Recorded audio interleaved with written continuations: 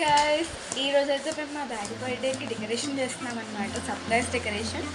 So మా process చూసేసేయండి. So మేమైతే గోల్డెన్ బ్లాక్ థీమ్ సెలెక్ట్ చేసుకున్నాము. మిడ్ నైట్ సెలబ్రేషన్స్ కాబట్టి 9 o'clock అలా స్టార్ట్ చేసాము. సో మేము మెల్లగా చేస్తూ ఉన్నాం అనమాట, నేను అక్క అండ్ మమ్మీ. నేనైతే బెలూన్స్ లో ఎయిర్ ఫిల్ చేస్తున్నాను. బెలూన్స్ లో ఎయిర్ ఫిల్ చేశాక ఇంకా వాల్ డెకరేషన్కి వెళ్ళిపోయామన్నమాట.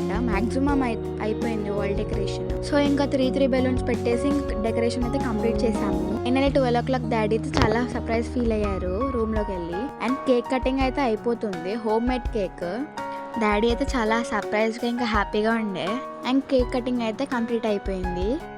సో మమ్మీ అయితే ఇప్పుడు డాడీకి కేక్ పెడుతుంది అనమాట.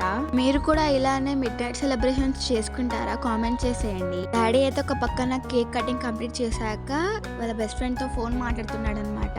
వాళ్ళ బెస్ట్ ఫ్రెండ్ కి ఫోన్ లో అనమంటే కేక్ పెడుతున్నాడు. చాలా ఎంజాయ్ చేసాం మేమైతే.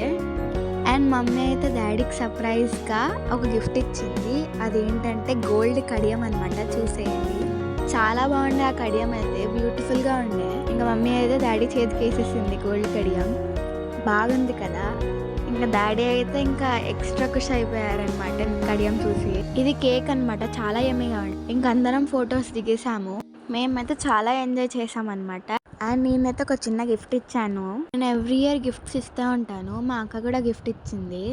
అండ్ ఇంకా డాడీ ఎవరైతే ఆడుకున్నారు. సో నేనైతే ఫొటోస్ దిగుతున్నాను అనమాట. ఈలోపు మా అమ్మ ఒక కార్ పరిచింది, దానికి మేము వెళ్ళి బెడ్ మీద పట్టాము. So bye, stay tuned.